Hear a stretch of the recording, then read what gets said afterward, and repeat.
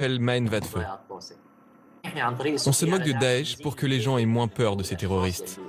On se moque aussi de Bachar el-Assad, pour que les gens qui vivent en Syrie n'aient plus peur de lui et qu'ils sortent pour manifester.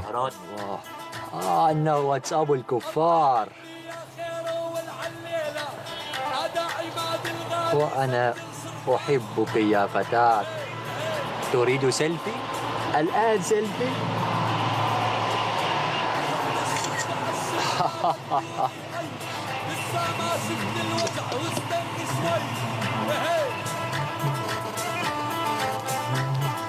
أيها الأمير أيها الأمير والمواقف شاهد أمراؤنا بعد عن الشبهات أيها الأمير أهلا أهلا يا مرحبا. السلام عليكم يا أمير المؤمنين. السلام عليكم. السلام كيف حالك يا أمير وبركاته؟ يا أهلا يا أخي. إنني قادم من المغرب أريد الذهاب إلى القدس أريد الذهاب إلى الجنة. القدس والجنة في آن معا. خذ هذا خذ هذا. Ce sketch montre un émir en train de boire de l'alcool et de fumer une cigarette. C'est pour dénoncer ces chefs djihadistes corrompus. Ils envoient les jeunes à la mort en leur faisant croire qu'ils se battent pour la justice et en leur promettant des vierges au paradis.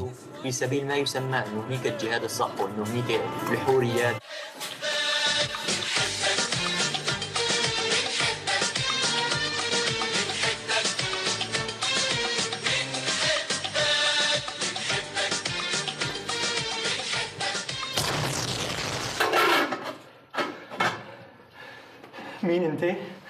أنا المارد. المارد؟ شو عم تعمل بطنجرة الطبخ؟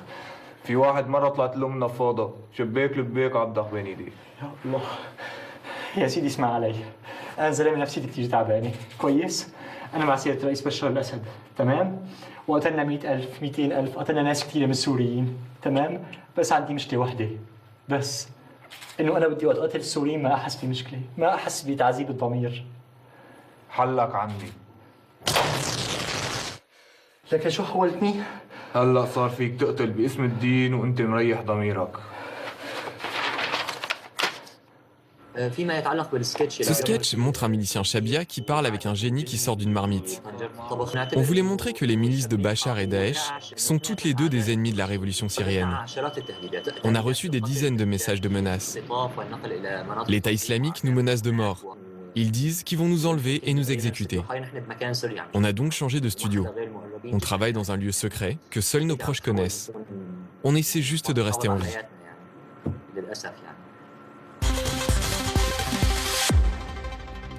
En mars dernier, une jeune Afghane a été lynchée à mort par une foule en délire, et cela parce qu'on l'accusait à tort d'avoir brûlé un Coran.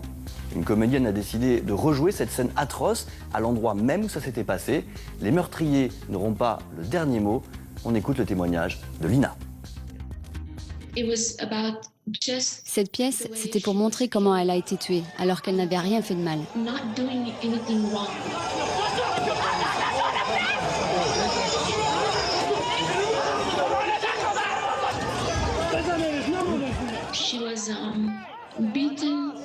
Elle a été tabassée horriblement. Elle a été humiliée. Ils lui ont roulé dessus en voiture. Ils ont ensuite jeté son corps dans le lit d'une rivière à sec.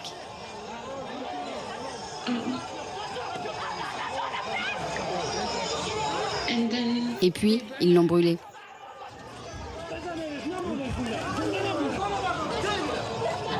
C'était une façon de condamner les violences subies par les femmes en Afghanistan et pour que les gens n'oublient jamais ce qui s'est passé.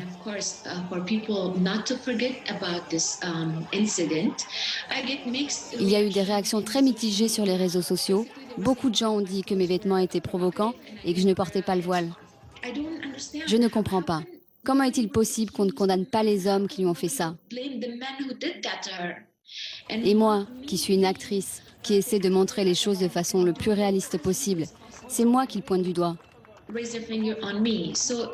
Je ne comprends vraiment pas comment pensent ces gens.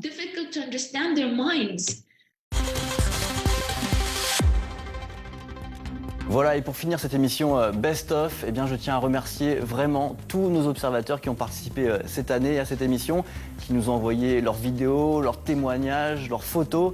Merci, merci, merci. Cette émission, c'est la vôtre. c'est grâce à vous qu'elle existe. Donc continuez à nous contacter et à devenir des observateurs de France 24.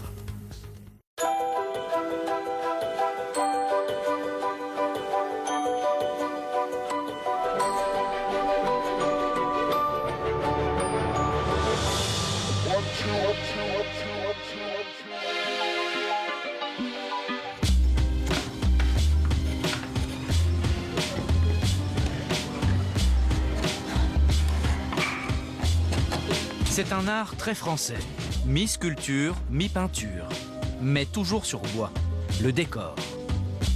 Il est l'ancêtre de toutes les décorations d'intérieur. Son âge d'or, le XVIIIe siècle. Sa mémoire, la maison Féot, établie à Paris. On a une espèce d'accumulation unique et très haut de gamme.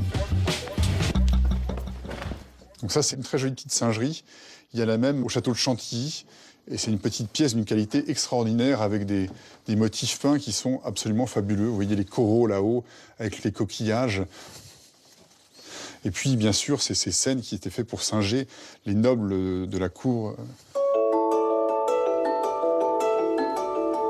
Des œuvres d'art et du sur-mesure pour s'adapter aux dimensions exactes d'un hôtel particulier ou d'un château. C'était avant la Révolution. La noblesse tenait le haut du pavé.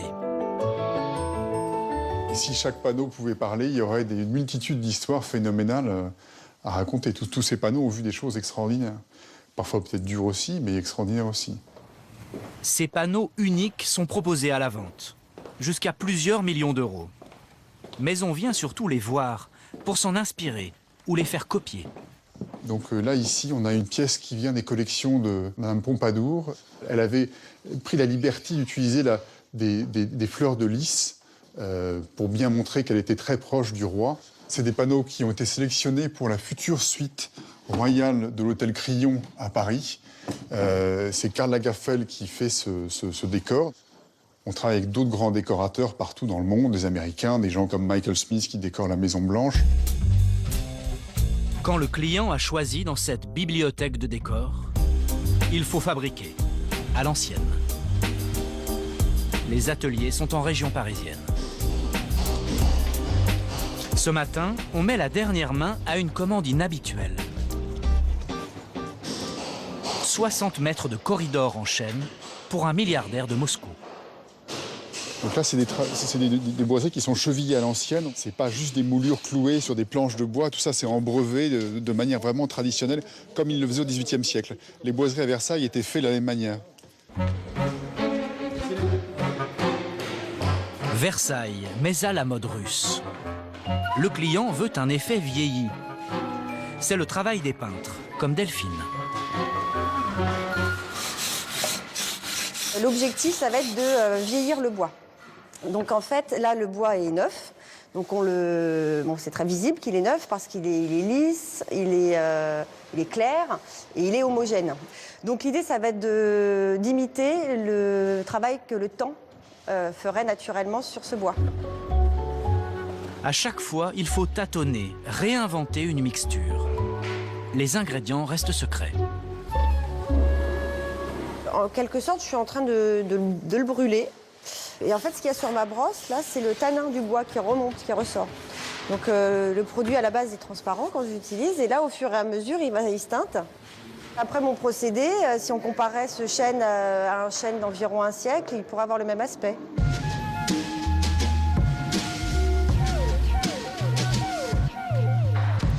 Autre commande, toujours pour un Russe. Une bibliothèque style Régence. Couleur foncée, l'original, vieux de 300 ans. Couleur claire, la copie. Marcel est sculpteur sur bois. Il a des mains d'or et plus de 300 ciseaux à bois. On appelle ça des gouges. Le bois de chêne est très intéressant parce que quand il est bien tendre, on le dit un petit peu comme de la carotte, il est croustillant, c'est-à-dire que la gouge ne peine pas et c'est un matériau qu'on ressent, si vous voulez. On le ressent au bout des mains, on a une affinité en fait avec le bois.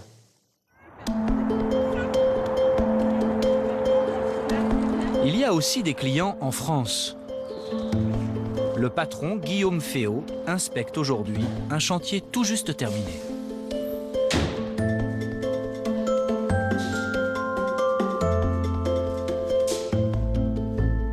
Ce sont des décors qui sont neufs, mais qui ont une bonne gueule et qui ont une belle architecture. On est dans un hall d'entrée, il y a des placards pour ranger des éléments, donc tout ça c'est fait pour s'adapter un peu à la vie quotidienne. On n'est pas là pour faire des décors figés. Voilà. Même la salle à manger et la cuisine ont été redécorées. Ici, les propriétaires ont osé un mix entre classique et contemporain. Le décor classique n'est pas du tout ringard. C'est ce qu'il faut expliquer un petit peu aux Français qui ont un peu tendance à s'imaginer que le Louis XVI ou le Louis XV, c'est moche, c'est has-been. Mais c'est pas vrai. Quand c'est bien fait, c'est magnifique. Partout dans le monde, on a des demandes, que ce soit le Kazakhstan, Hong Kong, l'Australie, de gens qui veulent ce type de décor. Donc on a vraiment une vraie demande pour ça.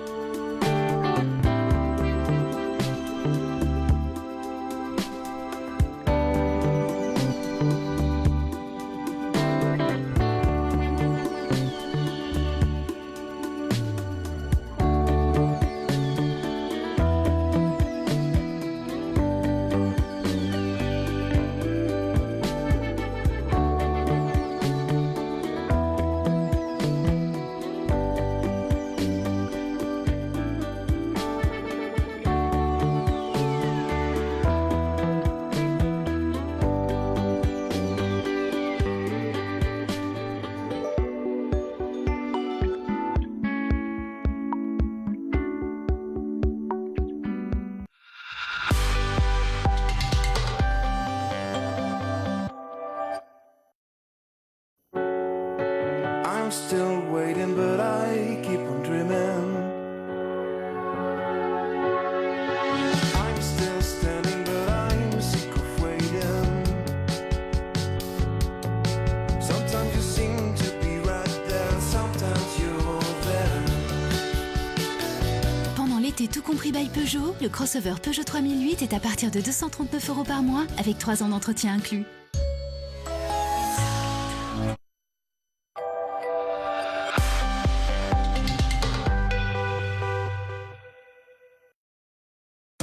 France 24, un autre point de vue sur le monde.